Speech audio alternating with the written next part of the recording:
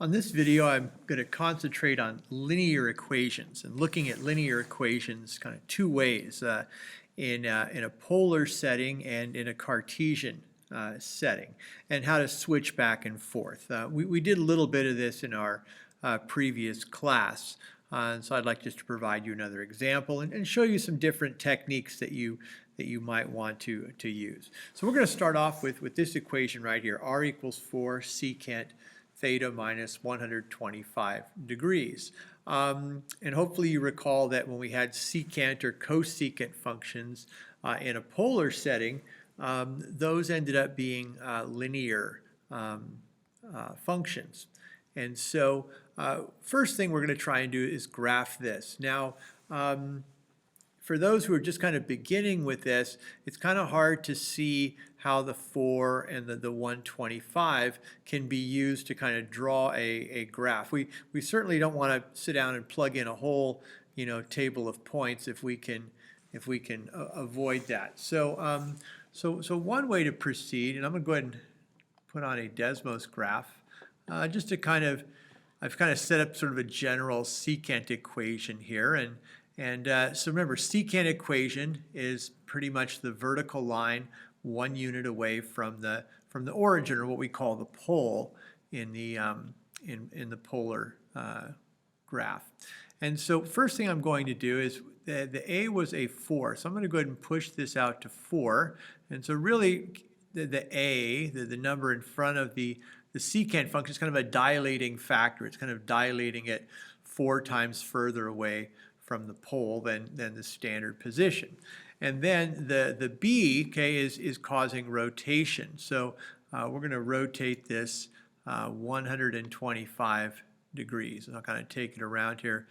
And so in time, you can kind of be able to kind of just see this in your head, and it'll save you from having to use Desmos all the time. So let me take this up to 125 degrees. Okay, there we go, 125. And I've also thrown a little kind of blue dash line in here just because where you can kind of see where the 125 is. This little distance from point to point right here, this is often referred to as the normal to the line. It's perpendicular to the line, and it's going through the pole. So this little section right here is called the normal. So in other words, we have a normal that is 4 units in length, and it's kind of heading in the direction 125 degrees, and then the line just sits kind of perpendicular to that. So kind of put that aside now, and so now you can try to draw that and say, okay, well, 4 units out. So if I go out 1, 2, 3, 4 units out, and then I rotate 125 degrees. Okay, so 90 plus another 15 is 105. There's 120 right there. And 125, because let's see, that'd be 135. So 125 would be about a third of the way right there. So going from here to here is your normal. Now, some students like to draw the normal, and you're certainly welcome to do that.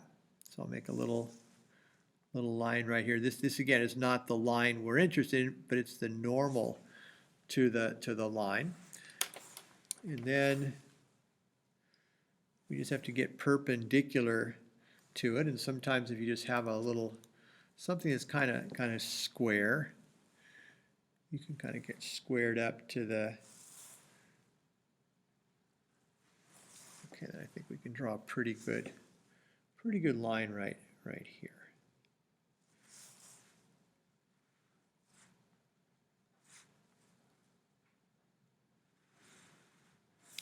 And that looks pretty good. It seems to be really similar to what we had in our Desmos graph. Oh, there we go. Yeah, it looks like it's going pretty well. So that's the first thing, is to kind of make a graph of the function. Now let's talk about how we can convert this from polar form, can we put it back into Cartesian form? And as you saw the other day in class, one way we tackled it was we started kind of working on all these right triangles. This was 4 units long. This this rotation going around to here was 125 degrees. And we started kind of finding different angles. In other words, you're doing what's often referred to as kind of analytic geometry, things where you're bringing in trigonometry, the Pythagorean theorem, things of that sort. On this video, I'd like to show you a slightly different technique that might save you a little bit of time. First of all, I'm going to go ahead and extend the axis out a bit, because this method I'm going to show you is often referred to as the intercept method. If we can just figure out the intercept here, the y-intercept, and the x-intercept, that's going to take us a long way in finding the equation. So let's talk about how we can do that. How can we find these lengths right here? Well, the intercept method would go something like this. You have to realize that, okay, when you plug in certain value of theta, you're going to get an output of r. So I'm going to make a little table here, theta and r. Even though the way we read the point is r comma theta, in this case, it probably helps to kind of think about theta in the input, plug something in for theta, and then calculate and see what you get for r. I'm going to grab my calculator here, almost forgot. And so what you can do is to find this point right here, you have to ask yourself, going, okay, what direction are we going in order to hit that point right there, and realize this is 0 degrees, 90 degrees, 180, 270. So one could say, oh, well, if I'm going 90 degrees, okay, if I go 90 degrees, and if I were to plug 90 degrees in here, so let's kind of look at what that will be. So first of all, make sure I'm in the degree mode, very important. If this had been a radian problem, of course, we'd want to be in radian mode. Okay, so we clear all this stuff out of here. And so we're going to do, okay, 4. Now, secant, that's the same as 1 over cosine. So this can really be thought of as 4 divided by cosine of theta minus 125. And sort of thinking that way, we're going to plug that into our calculator. 4 divided by the cosine of, and then we're plugging in 90, so 90 minus 125. And that gives us an answer of about 4.88. So 4.88. And we'll take a look at our graph and say, let's see, okay, 1, 2, 3, 4, almost 5. So I like that 4.88 answer. It's very reasonable. And that's going to be your y-intercept, 4.88. And then to get your x-intercept, okay, you're thinking, well, what should I plug in? You're thinking, well, to me, this looks like it's kind of pointing or headed at 180 degrees. So let's plug in 180 degrees, and we'll see what we get. It looks like it should be maybe a negative something, but let's do the calculation. And so if we plug in 180, we would say 4 divided by cosine of 180 minus 125. And that works out to be 6.97. Now, you might be a little surprised here that it's like, well, how come it's not negative?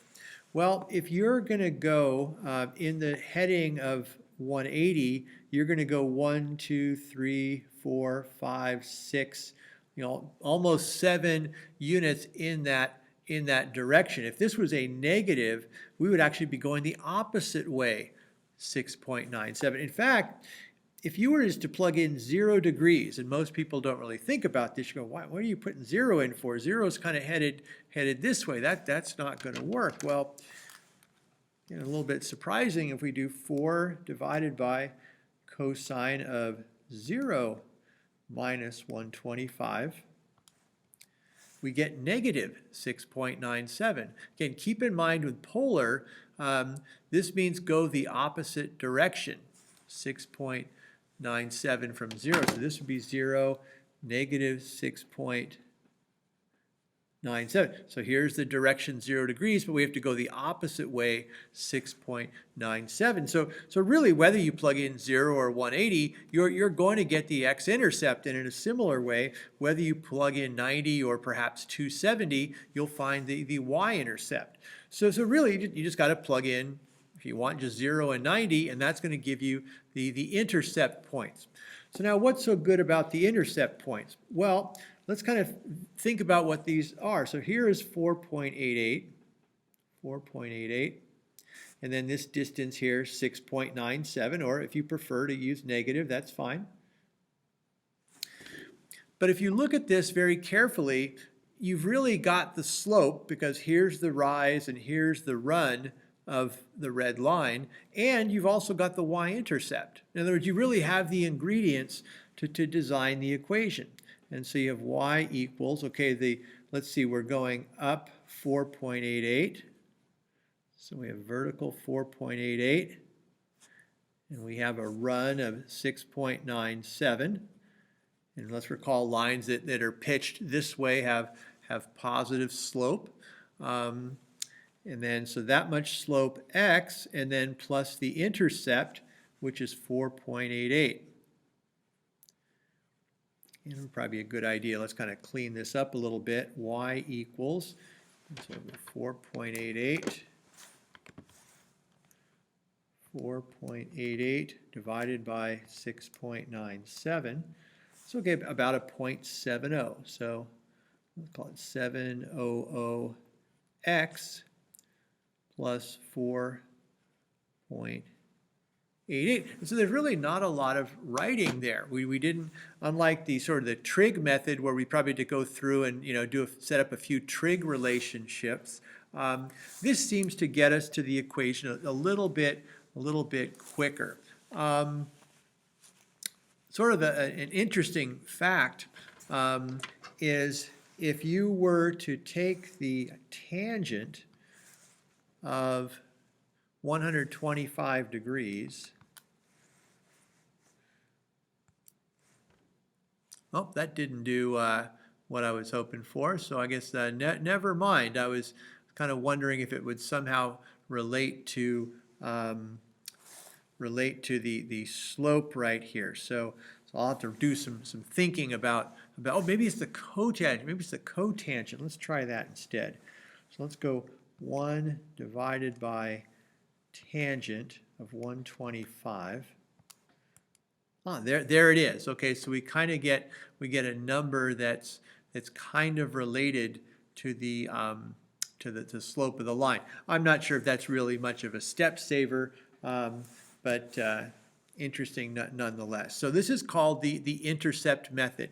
You plug in 0 and 90, and that's going to give you the intercept points. And so once you have those, you can then just go straight to the slope-intercept form of your equation. So that's a nice kind of quick approach for switching things over. And of course, you can always, if you have Desmos handy, you can go through and check it. Because one nice thing about polar graphing on Desmos is you can actually type in a Cartesian equation, in this case y equals 0.700x plus 4.88, and you can see, look at that, it landed right on top of the red line. So that was the original one in polar, and then in Cartesian it's in the exact same position. So a nice way to check, and something you can't really do on your calculator. You can do either polar or Cartesian graphing, but you can't do both at the same time. On Desmos, you can actually do both at the same time and check to see, check if your answer is right. Especially great when you're kind of learning this at the beginning stages. So let's now take the other approach, which is merely just sort of a pure algebraic approach. We're not really relying on the graph or any analytic geometry per se. We're doing it purely algebraically. So I'm going to slide this up a little bit and rewrite the equation.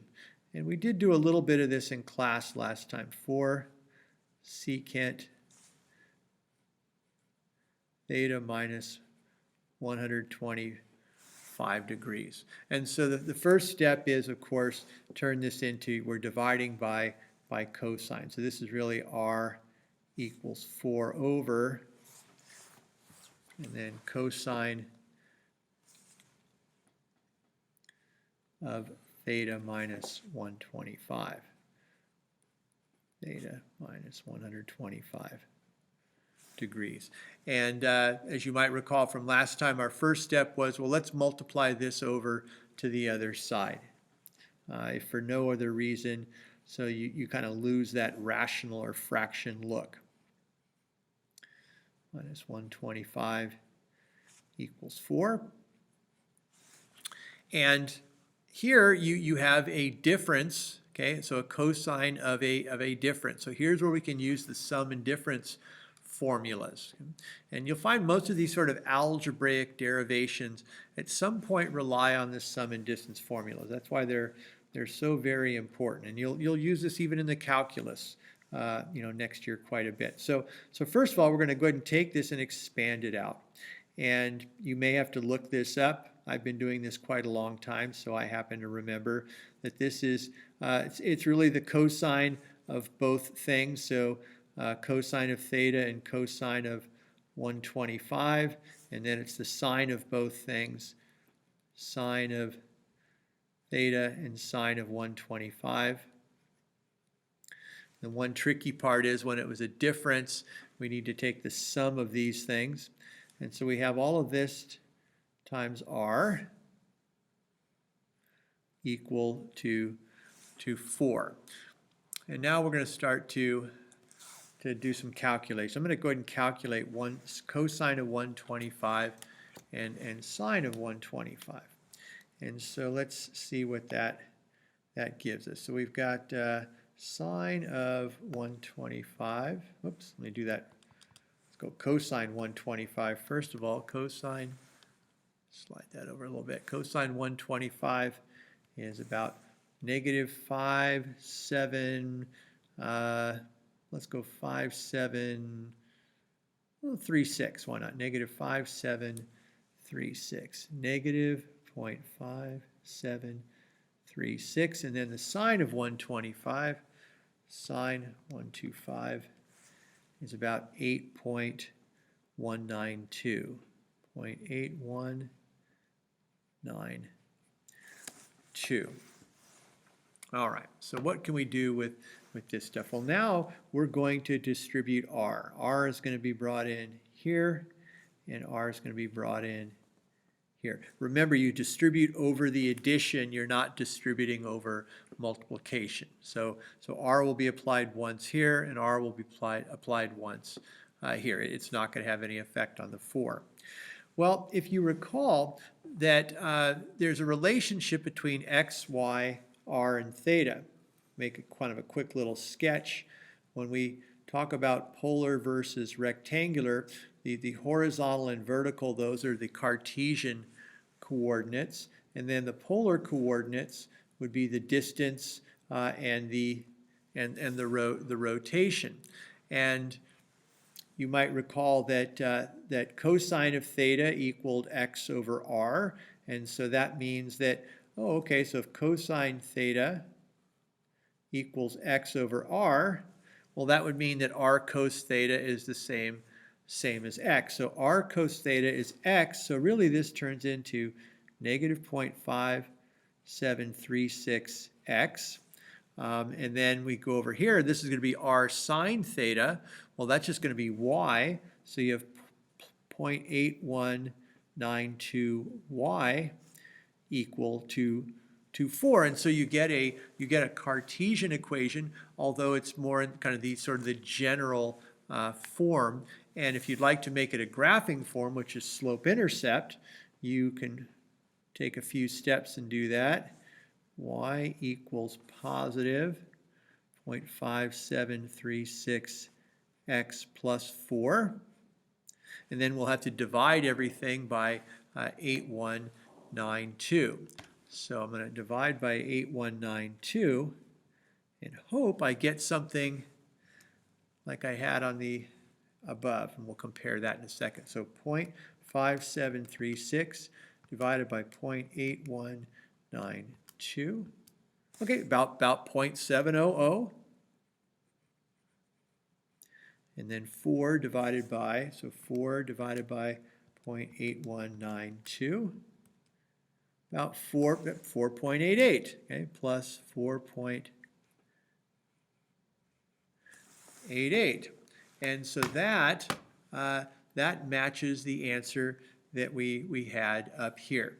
So again, this is done kind of in sort of a purely algebraic fashion. We weren't really doing any, drawing of diagrams or kind of, granted we're using trig values, but sort of more in an algebraic sense. We're not reliant upon the diagram. Whereas this method up here, the intercept method, you definitely want to kind of have a picture to refer to. Now, with some practice, some of you might be able to just kind of go right into here once you have a really good understanding of what the intercepts are doing, and you'll find this is a pretty quick method. So again, the method of intercepts, and then just sort of doing it purely algebraically.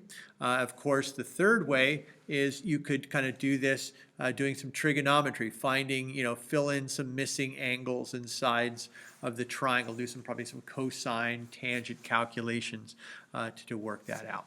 So on the next video, I'll show how to go from rectangular over towards polar. Thanks for watching.